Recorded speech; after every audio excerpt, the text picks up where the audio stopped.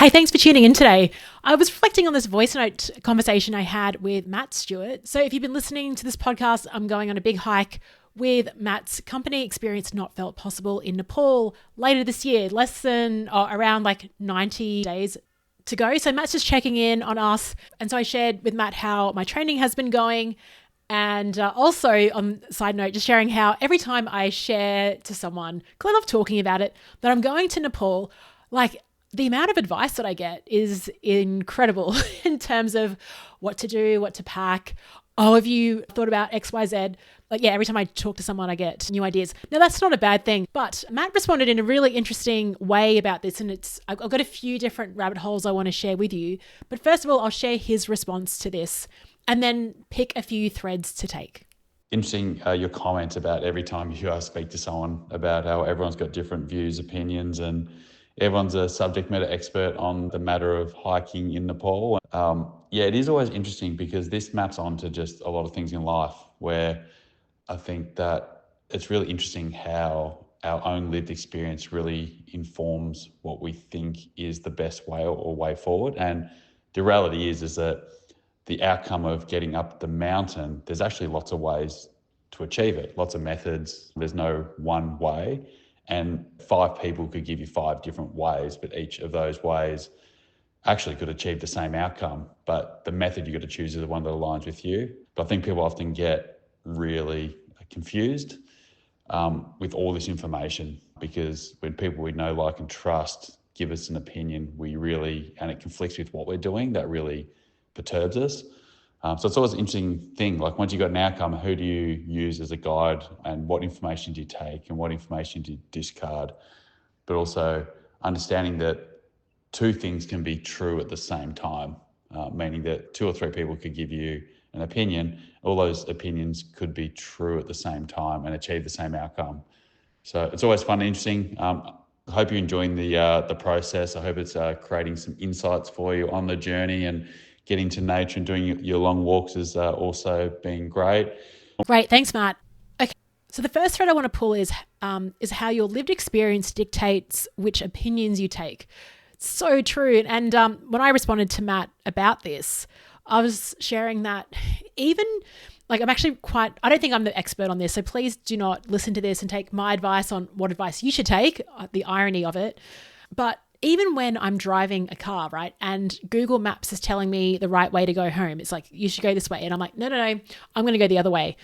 I overrule hard data. It is hard data. It is traffic. It is reality of what's going on in the moment. And yet I will still decide to do my own thing because I think I'm the expert in how to navigate home. And it's a little bit hit and miss on this. Like, sometimes there was one time where I totally overruled it. It kept telling me to go one way, and I'm like, no, I'm going to go the usual way home. And as a result, I was stuck on the highway for 3 hours because a bus had broken down. It was just a nightmare. So you think I'd always follow, but I still haven't learned from that. There's times where I think I know a shortcut, and I'll take a side way. And usually I'm 2 minutes faster. It is hard data, and yet I still refute it. And Matt responded around that, sharing that it's also like when you're approaching a traffic light, it's orange. There's some people that will gas that vehicle and get through. There's other people that are more conservative and will stop. It's the same signal, right? It's the same bit of reality, but our approach to it, who we are, really dictates how we're going to respond to it. So the take-home message for that is even data is subjective. And I just thinking about that blew my mind, because I think everyone's like, oh, let's go to the data. It's so logical. But yeah, sure. You can look at the data and have completely different responses.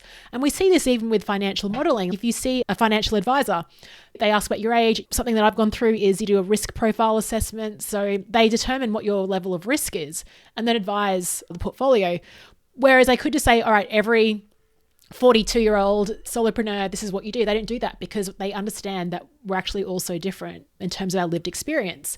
And so the question then is, how do you assess what advice, opinions, or data that you take on?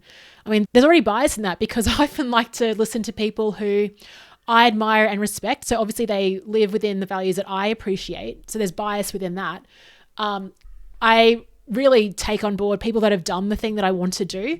I will rate that more highly over anything else. If they say something like, oh, my friend did this, I kind of will discard it because I don't know your friend. This is coming through secondhand. So that's just my approach in terms of what opinions do I take on. But even with career advice, like when people give me career advice and I was looking at them and maybe assessing what I thought their happiness was in their career, I could see a lot of people that I was working with were, this is back when I was working in organizations, were a little bit strung out. They looked pretty tired. And so I was like, will I listen to career advice from you? Probably not, because I don't want that to be my life.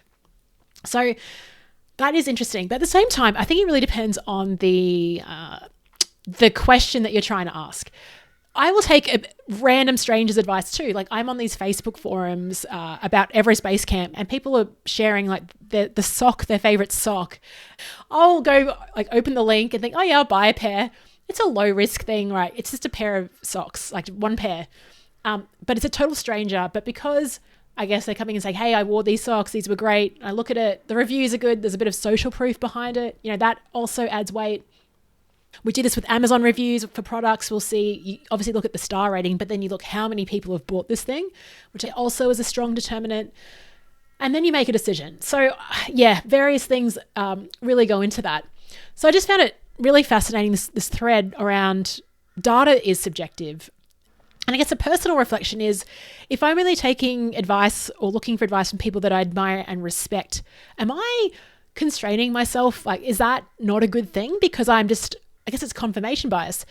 And that's why it's really important from time to time to really like read widely, watch YouTube videos outside of your field. I keep reminding myself to read just fictional books. Like don't just stop reading business books, read stuff about science, just read more widely. You're not sort of self-reinforcing what you already think.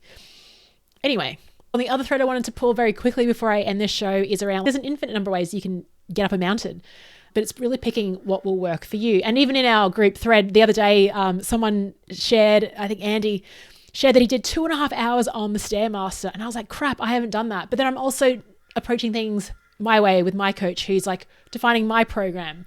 And so I felt very reassured that way and confident. And I think a lot of this really is around trusting yourself and just thinking, actually, you know, deep down, what resonates with me.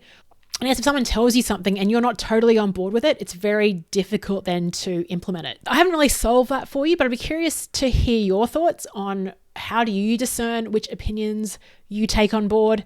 How do you know when it's ready to go? How much does self-belief and self-trust play into this? Let me know. Thanks so much for listening, and I'll speak to you tomorrow.